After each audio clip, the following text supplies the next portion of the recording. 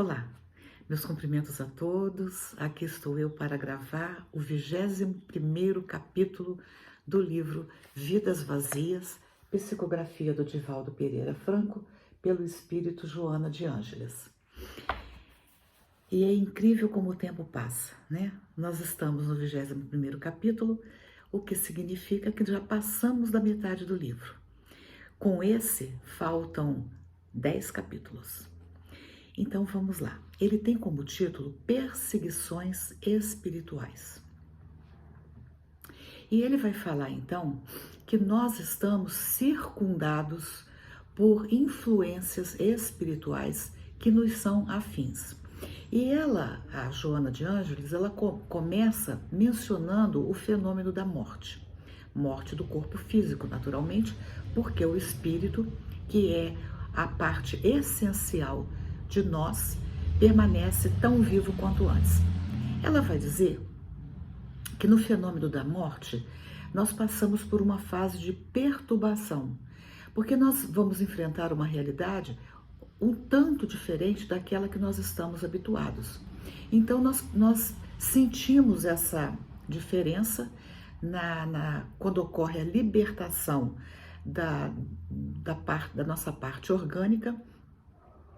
E o espírito, então, passa por um tempo mais ou menos longo, aturdido em decorrência da circunstância diferente que ele vai vivenciar.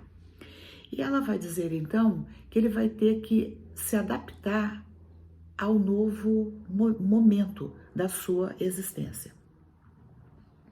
E tudo vai depender da sua paisagem vibratória, quer dizer, o que ele pensa, os seus sentimentos, os seus desejos. E tudo isso, essa paisagem vibratória, vai atrair espíritos do mesmo teor. Então, espíritos brincalhões, se eu sou uma pessoa pouco séria. Espíritos nobres, se eu também tenho sentimentos mais nobres. Então ela vai dizer que as nossas convicções e desejos continuam conforme nos era habitual.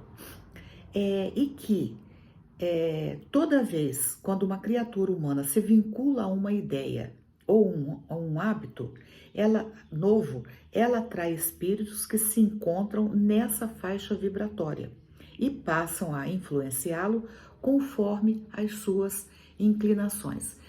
Esse é um pequeno parágrafo do texto que já nos faz pensar sobre a importância da gente analisar quais são as minhas tendências, quais são as minhas inclinações, e se elas forem tendências e inclinações favoráveis para o meu adiantamento espiritual, eu devo investir nelas. Mas se eu me dou conta que as minhas inclinações e tendências não são positivas para o meu desenvolvimento espiritual, elas estão mais voltadas para o aspecto material, né? Então o que eu tenho que fazer? Está me indicando que eu preciso me reeducar, eu preciso adquirir novos valores e ir substituindo gradativamente essas minhas inclinações antigas por inclinações novas, que favorecem o meu desenvolvimento enquanto ser imortal que eu sou.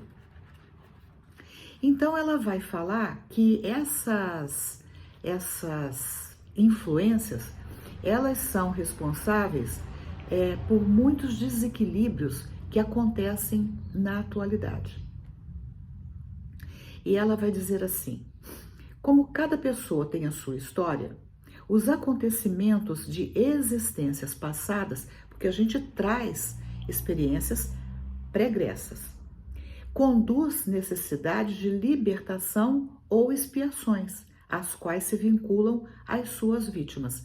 Então, quando nós sofremos algum tipo de perturbação, não adianta a gente querer, do ponto de vista da doutrina espírita, não adianta a gente querer dizer que o espírito é ruim e eu sou bonzinho. Não existe vítima. Todos nós nos vinculamos de acordo com a nossa atmosfera mental. Então a gente se vincula às nossas vítimas. Eles são nossos perseguidores de hoje, mas nós fomos os perseguidores de ontem. E assim vai. E nós só conseguimos nos libertar na medida em que a gente adquire novos padrões de justiça, de moral, virtudes, e aí a gente vai gradativamente mostrando para eles que nós já não somos mais aquelas pessoas de ontem. E eles vão então gradativamente, porque nada acontece de repente, eles vão também refazendo os conceitos que eles tinham a nosso respeito. E nós vamos nos libertando. Eu me lembro aqui de uma história contada pelo Divaldo. É uma história longa, lindíssima, mas eu vou reduzir ao máximo. Ele conta que desde muito pequenininho ele tinha um espírito obsessor. E esse espírito tinha uma fisionomia tão dura que ele apelidou esse espírito de máscara de ferro. Então esse espírito o atormentou a vida inteira. Mas o Divaldo sempre foi uma pessoa voltada para a caridade. Ele acolheu centenas de crianças, criou, inclusive, na época em que isso era permitido, ele adotou e deu nome dele a essas crianças.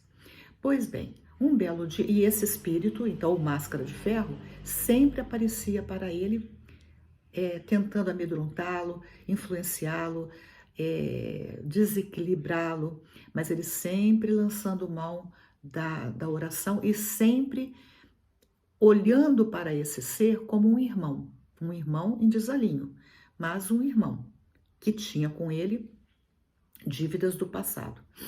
Pois bem, um belo dia ele recebe uma caixa e dentro dessa caixa, né, que foi colocada lá na porta da instituição onde ele atua, com um bebezinho. E ele olhou para aquele bebezinho, pegou a caixa, acolheu o bebezinho e foi entrando na casa da mansão do caminho, quando esse espírito máscara de ferro aparece para ele. E pergunta para ele o que ele ia fazer com aquele bebê. E ele diz, olha, você já deve saber, você me acompanha há tanto tempo, você sabe o que eu faço com as crianças que são abandonadas aqui na casa. Eu vou acolhê-la e criá-la. E o máscara de ferro então pergunta, você tem certeza que você vai amar essa criança? E aí ele dá vários adjetivos pejorativos para aquele bebezinho. E ele disse, olha, eu não vou amá-la de uma hora para outra, mas eu vou amá-la, eu vou aprender a amá-la. E assim foi.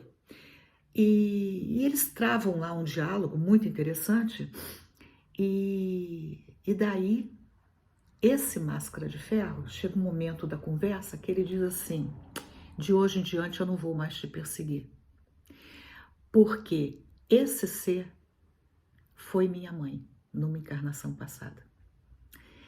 Então, o que essa história nos mostra?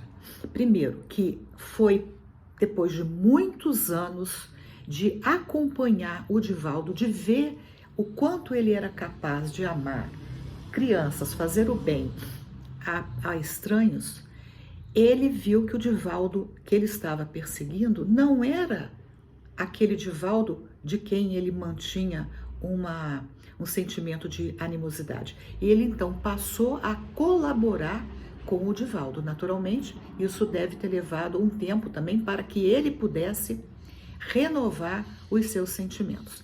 Então, voltando aqui ao nosso texto, ele fala que o caminho mais seguro para a recomposição espiritual é, a conduta do amor, pautando a existência nas diretrizes éticas da fraternidade. Então, toda vez que a gente sente que nós estamos sob a influência espiritual de algum ser, vamos amar. E amar é fazer a caridade, é fazer o bem, é não nutrir sentimentos negativos, não nutrir comportamentos hostis para com os outros. Então, isso é a diretriz ética da fraternidade. E ela fala que quando a gente se volta à prática do bem, aqueles que os não perdoaram lutam com afinco para dificultar-lhes a conquista dos valores iluminativos e reparadores. Então, o que ela está dizendo aqui? Que é muito comum que os espíritos que ainda não nos perdoaram, eles não querem ver o nosso processo iluminativo. Portanto, vamos entender por que é que acontecem as obsessões e vamos investir, então, nesse nosso processo iluminativo, apesar de sabermos que não é de uma hora para outra que nós vamos nos libertar dessas circunstâncias que nos rodeiam. Muitos deles são invejosos, ignorantes, mas eles são nossos irmãos de retaguarda, porque mesmo os espíritos vingativos, inferiores, rancorosos, eles são também filhos de Deus, como nós somos. A diferença é que alguns de nós já entendemos as leis morais da vida, eles ainda não. Então nós vamos fazer o quê? Vamos orar por eles, não vamos alimentar o comportamento negativo deles, vamos ter comportamentos exemplares para que eles percebam que nós já somos diferentes e passem a nos amar ao invés de nos odiar. Bom, essa é a primeira parte do texto, e na segunda parte do texto, muito interessante porque a Joana vai dar uma série de orientações para que a gente mude a nossa conduta. E aí eu vou me permitir ler pelo menos algumas delas. Ela diz assim: toda vez que te vincules a obras que objetivam o progresso pessoal, então a pessoa está lá num trabalho voluntário, ela procura fazer o bem, né? É isso, né? É o progresso pessoal. E da sociedade, que trabalham pela evolução dos sentimentos, não te descures da oração. Quer dizer, nós não devemos nunca deixar de orar. A oração é fundamental para o êxito de todo e qualquer empreendimento, porque a oração nos fortalece, a oração nos vincula ao nosso Pai Celestial e nos dá a certeza de que nós não estamos abandonados. E basta que nós tenhamos olhos de ver para a gente perceber a quantidade de coisas positivas que acontecem na nossa vida, é muito mais do que as coisas negativas. Só que como nós ainda, muitos de nós, ainda não temos essa percepção, uma coisinha à toa, nós achamos que estamos abandonados. E não percebemos tudo mais que nos circunda. Aí ela continua dizendo assim: reflexiona em torno das tuas fragilidades e rebustece-te na prece ungida de energias superiores que te fortalecerão no desiderato, ou seja, no que você deseja. Então, nós precisamos observar onde estão as minhas fragilidades, porque é ali que eu vou procurar, através desse autoconhecimento, eu vou procurar o quê? Me fortalecer.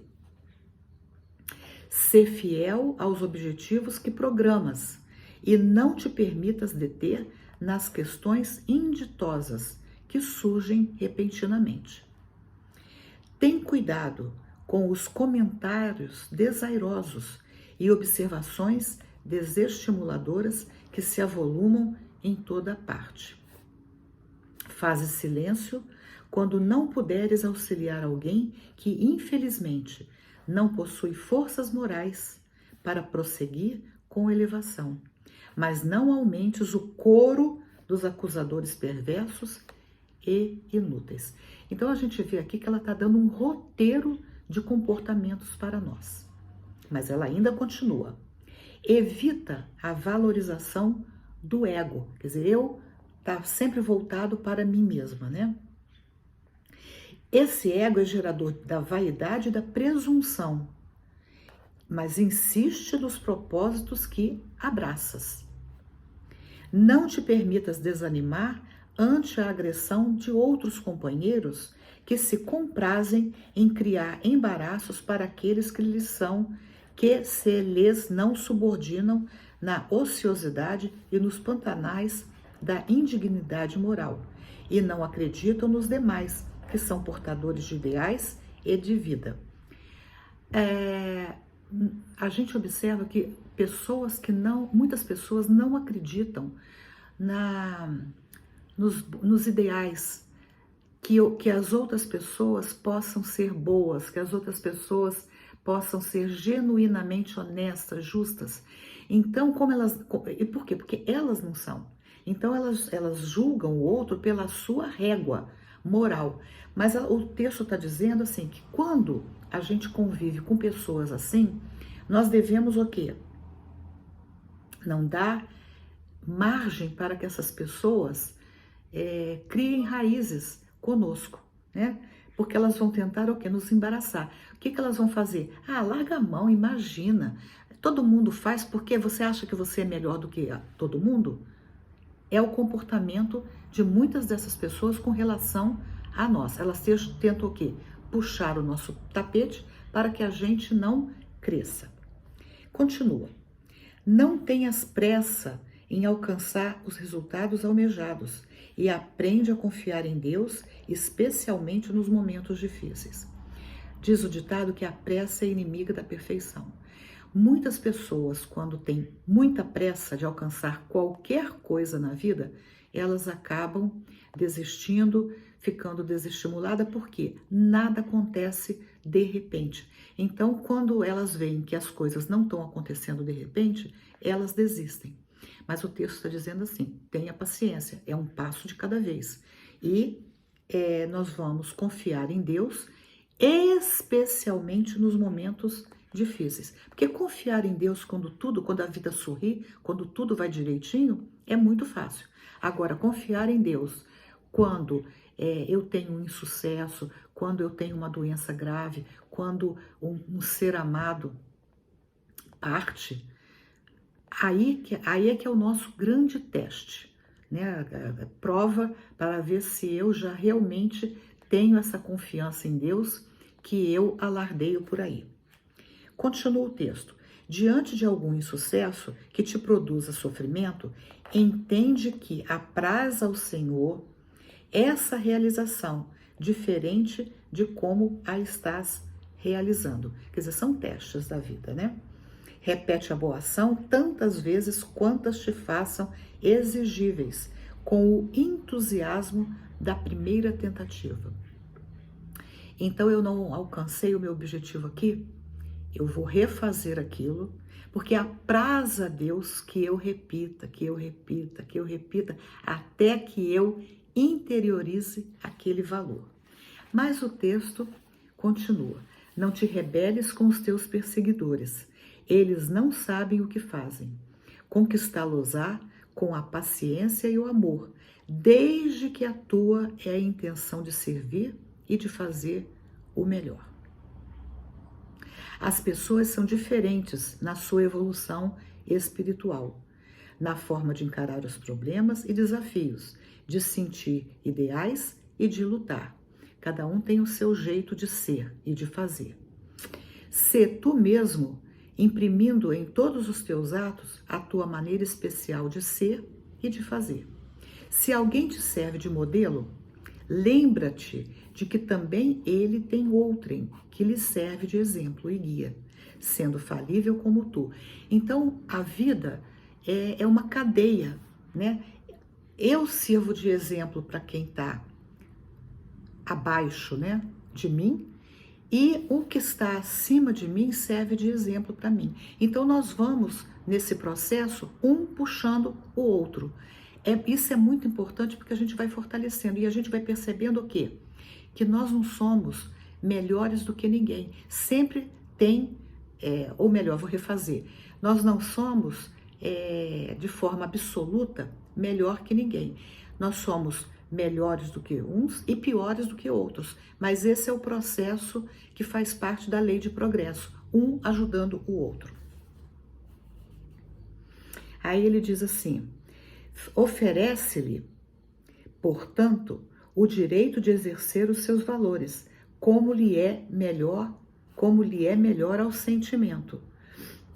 Não pretendas que a tua maneira de agir é a melhor. Certamente é de grande utilidade para a tua realização pessoal, porém não serve de referência para as relações de outras pessoas. Tem aquele ditado que diz assim: se conselho fosse bom, a gente não dava, a gente vendia. Porque alguma coisa que deu certo para mim pode não dar certo para o outro. Então, nós vamos deixar de expor a nossa experiência de jeito nenhum. A gente vai expor. O problema é quando a gente quer expor e quer impor que o outro faça do mesmo jeito que deu certo para mim. E aí, com isso, eu estou não respeitando o livre-arbítrio do outro. Então, eu falo, né? Se o outro achar que a minha experiência é válida para ele e ele resolve fazer, ok. E aí ele assume a responsabilidade do que ele está fazendo. Se ele achar que não é, ele não faz. E também assume a responsabilidade da sua escolha. Isso é muito positivo. É positivo para ele e é positivo para mim. Porque quando eu obrigo a pessoa a fazer bem do jeito que eu faço, se ele errar, o problema é meu, né? Então a gente tem que ter essa clareza, né? E evitar aquela famosa frase: eu não disse, né? Eu não disse para você não fazer isso, porque isso é humilhante e isso demonstra uma prepotência da nossa parte. E o último conselho que ela dá é: tenha a humildade honesta de conhecer os teus limites e não te ames menos por isso. Então, todos nós temos os nossos limites, nós não somos perfeitos. Agora, quando eu erro, quando eu percebo que eu posso ir até certo ponto, eu não vou me achar um ser ignóbil por causa disso. Eu não vou deixar de me amar por reconhecer as minhas fragilidades. Aliás, o primeiro mandamento diz: amar a Deus sobre todas as coisas e ao próximo como a ti mesmo. Então é uma triangulação. Então, se eu percebo que eu ainda tenho o que aprender, eu não vou dizer: eu sou uma besta, eu sou um burro, eu sou um ignorante. Não, eu ainda sou um espírito em processo de aprendizagem. Não vou deixar de me amar por causa disso. Não vou me sentir a pior das criaturas por causa disso. Bom, aí ela vai finalizar essa parte do texto dizendo: chegarás ao ponto culminante da tua trajetória, porque a gente vai subindo essa escada de Jacó, né? Mas no momento próprio, quando seja possível. Então a gente vai galgando, vai galgando. Então vai chegar a um ponto e que não vai acontecer nesse planeta de provas e expiações. Aqui nós temos um limite, mas a gente vai continuar até o momento que a gente atinja a condição de espíritos puros. Finaliza aqui essa parte do texto e ela vai dizer que no mundo injusto de hoje, como no de ontem, né? Porque às vezes a gente acha que o mundo hoje está horrível, mas ontem, no passado, também não foi lá dessas coisas. Todos os indivíduos defrontam inimigos, obstáculos, dificuldades. E isso é muito natural. O importante, porém, é não se constituir adversário.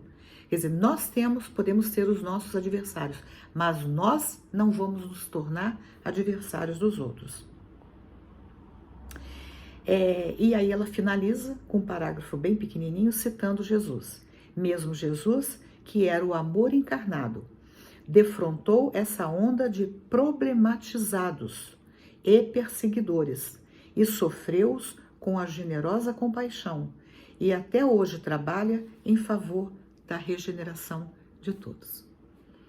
Esse é o capítulo 21 do livro Vidas Vazias. Se gostaram, dê um joinha, compartilhem e, se desejarem, se inscrevam no canal. Até o próximo vídeo, se Deus quiser.